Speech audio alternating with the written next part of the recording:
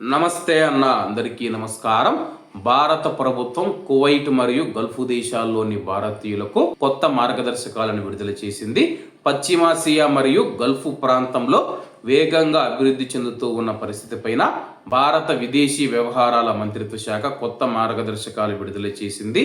రవాణా లేదా స్వల్పకాలిక సందర్శనల సమయంలో చిక్కుకున్న భారతీయ పౌరులను 24 గంటలు పర్యవేక్షిస్తూనే ఎల్లప్పుడూ వారి గురించి సమాచారం తెలుసుకుంటూ ఉన్నాము. కొనసాగుతూ ఉన్న ప్రాంతీయ ఉద్రిక్తతల మధ్య వారి భద్రతకు ప్రభుత్వం తన అచంచలమైన నిబద్ధతను నొక్కి చెబుతూ ఉంది. ఈ ప్రాంతంలోని అన్ని భారతీయ పౌరులు స్థానిక అధికారుల మార్గదర్శకాలను అలాగే వారి ప్రాంతంలోని ఇండియన్ ఎంబసీ లేదా కన్సులేట్ జారీ చేసిన సలహాలు పాటించాలని సూచించింది.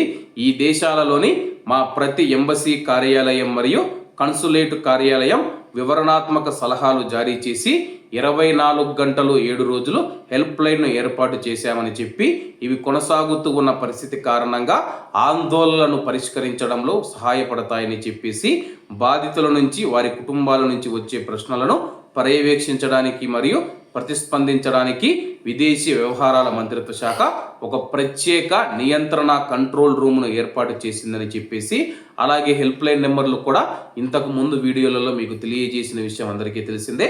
అలాగే మార్చి 1వ తేదీ నుంచి 7వ తేదీ వరకు గల్ఫ్ దేశాల నుంచి మనం చూసుకుంటే 52,000 మంది భారతీయులను విమానాలు ఉపయోగించుకొని గల్ఫ్ దేశాల నుంచి భారతదేశానికి సురక్షితంగా తీసుకుని వచ్చామని చెప్పేసి వీరిలో 32,107 మంది భారతీయులు భారతీయ విమానాలలో ప్రయాణించారని చెప్పేసి రాబోయే రోజుల్లో మరిన్ని విమానాలు ప్లాన్ చేస్తూ ఉన్నాము.